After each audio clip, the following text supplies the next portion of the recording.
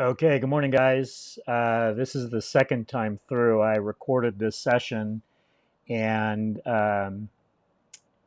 went to finish up the recording, and it said it had an error. And so here we go, version 2 of the same presentation. So, Great Buyer Consult. This is the opportunity for me to kind of go through some suggestions on a process for you to bring the buyer through a series of steps that would sort of help build rapport, help them feel better or more confident in your abilities, and then hire you by signing a buyer broker agreement. So these are the 8 steps. And in the new landscape, the buyer's consult will become an important part of the home buying process. Done well, both the buyer and the broker will benefit from the process. So there are 8 steps. First is discovery. The next step would be timing analysis. The next would be qualify financing. The next step would be setting expectations, evaluate their buying power, the agent intro, your bio, okay, and talk about the showing process, and then go over your value prop and the buyer process, and then compensation and the next step, so moving forward. So the first step is discovery, and this is where you're going to spend 5 to 10 to 15 minutes getting to know this brand new person potentially, and try and find out, what is it that they're after here? What brings them to this point? And what is why is the process important to them? Give an overview of what you will cover. You're looking to better understand what's important to them. That's the whole objective. So you might say something like, "Thank you so much for coming in, Mr. and Mrs. Jones. My goal today is to spend some time learning with what's most important to you about your search for a mountain home and how I might be able to use my skills and experience to help you. Secondly, I'd like to provide you with all the necessary information you need to be most prepared in this market. Things have changed a little with regard to how real estate is transacted, and I'm here to help you understand those changes and help you through that process, because things are a little bit different today than they even were 60 to 90 days ago. There has been some changes, which I'm sure you've probably heard about in the media. So let's start with the fun stuff. What brings you here today? Please tell me about what you're looking for in the mountains and what's important to you. And this is the opportunity to kind of get them to tell their story.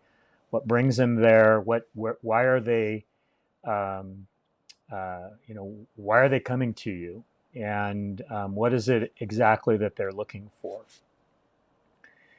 The next step is we want to move on to timing analysis. So we're going to use this time to explain to the buyer that the typical timelines necessary to find and close the transaction and move in and to start enjoying your new adventure. So you might ask something like, "Tell me about your timing. Are there any time constraints on a potential purchase here? Is there a 1031 exchange you're coming out of? Are you looking to do something now, or are you looking down the road?"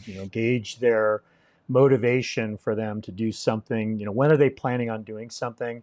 Well, we're really not sure. If we find the right property, then we're ready to go.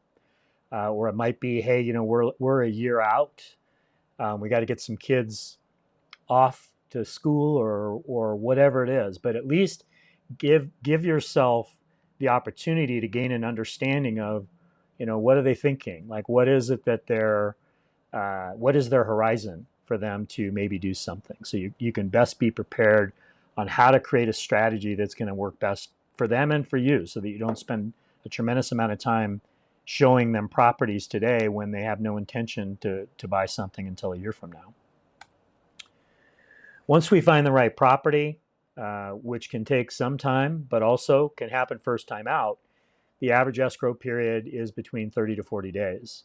So if we find something fairly soon, you can expect that within 45 days or so, you could be enjoying your new mountain adventure. So give them, general timelines of what are we working with, what is the typical timeline for them to actually transact. Next, we go on to qualifying and financing, which is important so you can understand, where they're coming from. We touch on whether or not they're qualified and the value of being qualified ahead of time and being in a position to act. So we know that a buyer that is in a position to act when the right property shows up, they're going to have the best opportunity to secure that property. Because even in a market where we're experiencing a little bit of a slowdown, the very best properties that come available, they go quickly. And sometimes there's going to be competing offers. We're going to talk a little bit about that in a minute, but having their financing or having the strategy and how they're going to pay for this thing in place and ready to go is a distinct advantage in making sure that they have the best opportunity to secure the property. So determine if the purchase will involve financing or if they have sufficient cash. And it's a good idea to talk with them regarding their relative experience with the loan process. And, are they familiar with the way it goes?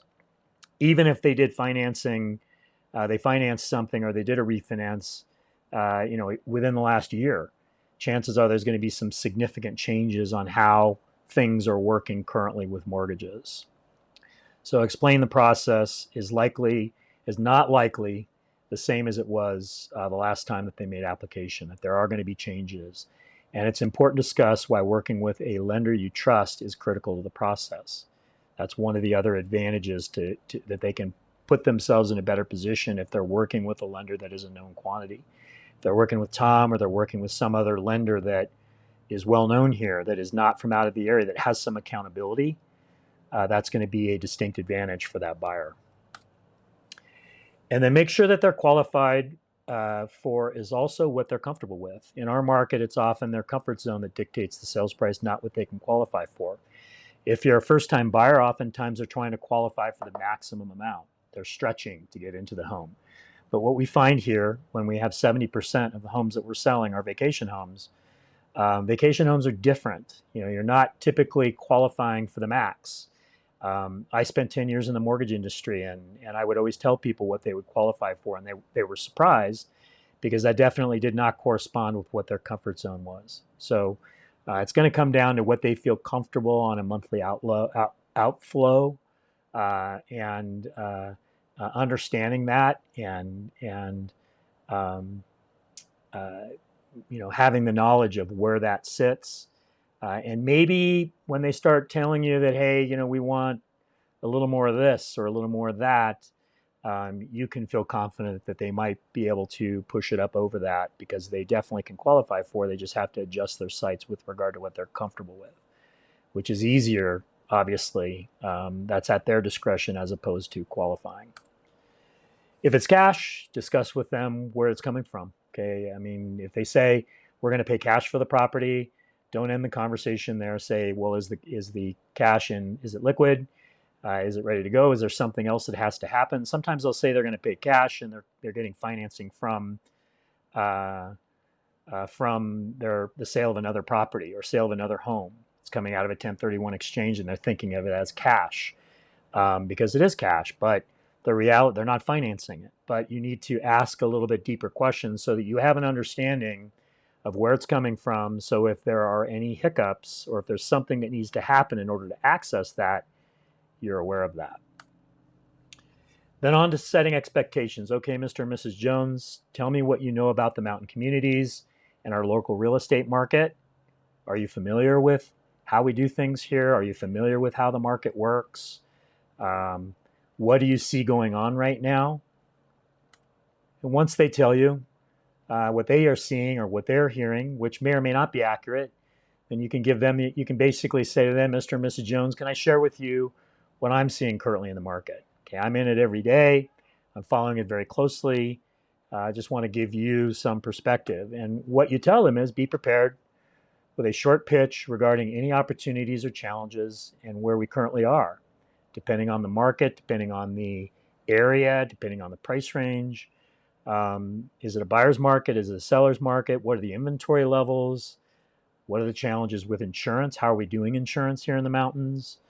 And mortgage rates, where are they at? Cover any pitfalls that you'll help them avoid, things that someone without your market knowledge would miss and expose them to some potential litigation, or maybe even expose them to a situation where they can't close the transaction because the agent was unable to help the buyer navigate through whatever it is that needed to be navigated through. And there are going to be things that come up that you have special knowledge of that someone who doesn't work this area and work this market, they just don't have that. And the buyer's at a distinct disadvantage.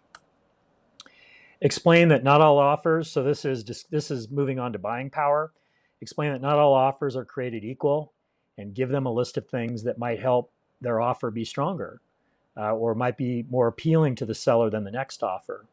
If they're willing to do some of them, they may stand out. And I'm going to suggest a bunch of them here. I'm not advocating any of them. I'm just giving you some ideas of things that could happen that might sweeten the pot on the seller side of the transaction, may work to the detriment of the buyer in certain circumstances. But if they would consider to maybe incorporate some of them, it might make the difference in their offer being accepted above a competing offer. So few of them might be pay cash, have a bigger down payment, limit or shorten the contingency periods, write a clean offer as is, make the EMD non-refundable, have a larger EMD, pay seller cost, pay buyer broker compensation, waive the appraisal, do a pass or fail inspection, let them know that you're not going to ask for any repairs under any circumstances, provide a full lender approval letter. Oops, wrong way. Skipped the wrong one. Use local lender and escrow. We talked about that already, how important that is. Provide proof of funds up front. Shorten the timelines. Work with local known buyer's agent. That, again, you're going to have local agents who, if they receive two offers, one from a local buyer agent and one from an out-of-area agent from Pasadena, you're probably going to find that the local agent is probably going to want to work with that local agent, all things being equal. So working with a local agent also helps a buyer with the process. Buyer penalty if unable to close. Agree to absorb appraisal gap. Offer post-closing seller occupancy. Offer to leave property as is. Offer a free visit down the line. We had one major transaction where very high-end transaction where the buyer and seller got to know each other so well that the offer was made by the seller to allow the buyer to come back with his family to enjoy the property once a year. So again, very creative, not for everybody, obviously, but made everybody feel better about the transaction for sure. So then, after all that, then you go into who you are. You don't lead with who you are.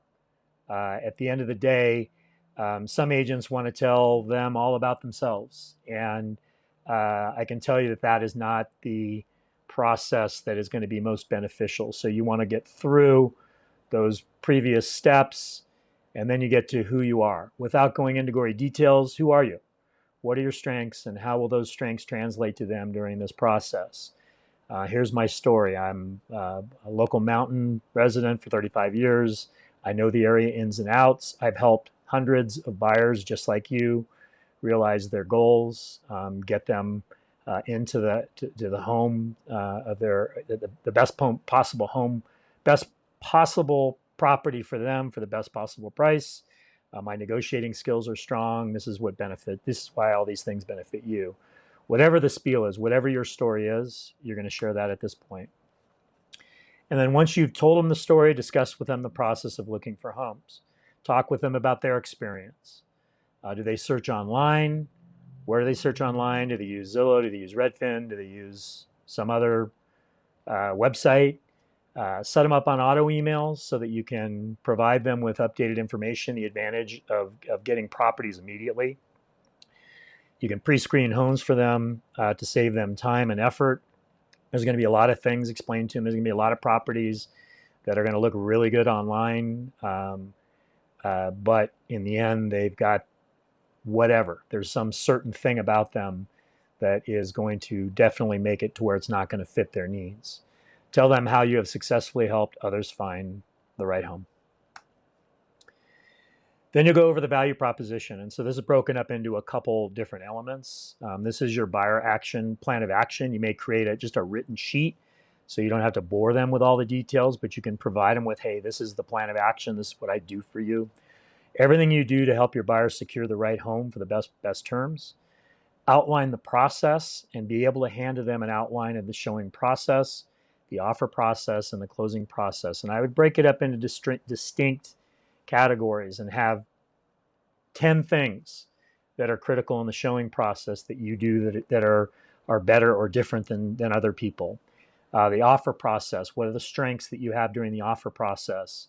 And then the closing process, which is often forgotten. You know, they don't really realize how important that part of the process is. You don't need to tell them everything, but tell them some impactful things and then provide them with the sheet so that they can have that as a takeaway, that this is what you're going to do for them when they choose you to work with them. The goal here is to show them an outline process that a buyer can clearly understand.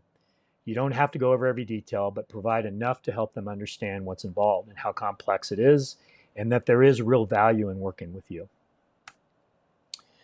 Talk with them regarding the recent changes. So we're on to compensation, the final step in this.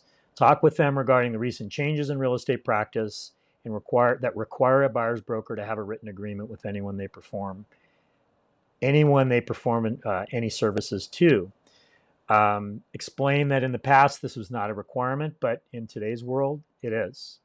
And they'll say, well, I've never had to do that. And you'll be able to respond, neither have I. Okay, we haven't had to do this, but in an effort to create transparency, this is the way that the world works now with regard to buyer agency. So give them, in your own words, what those changes are. I'm sure they've heard about it. Ask them what they've heard, and then help correct what the reality is. Present the appropriate agreement, the BRBC, either exclusive or non-exclusive, or PSRA. Explain how the term of the agreement work, and get them to sign the document with your intended compensation on it. Emphasize the term. How long is it for? 3 months. The cancellation rights, they can cancel at any time if it's non-exclusive. And that unless they buy something, there's no obligation for compensation. That as always, you provide service in advance of receiving any compensation. You are going to work for them, and you're going to provide them with all of your expertise and knowledge. And if they don't buy something, if they don't realize the success, then there is no fee. Okay, you're not going to be able to collect anything. And so that may help you sort of bridge that gap, that they understand that until you actually produce a successful result for them, that's when they have to pay. And then the very last step is, all right, let's go see some homes. They are then in a position, because they've signed the buyer broker agreement, that you guys can go out and take a look. Hopefully this step-by-step process helps you sort of put in your mind what your presentation is going to be. We haven't ever been able to secure listings without having some sort of a listing presentation, a step-by-step process that we walk through with the seller. All we're doing here is doing exactly the same thing for the buyer. I hope this information is helpful for you. Good luck with putting yours together, and please see me if you've got any questions or any concerns.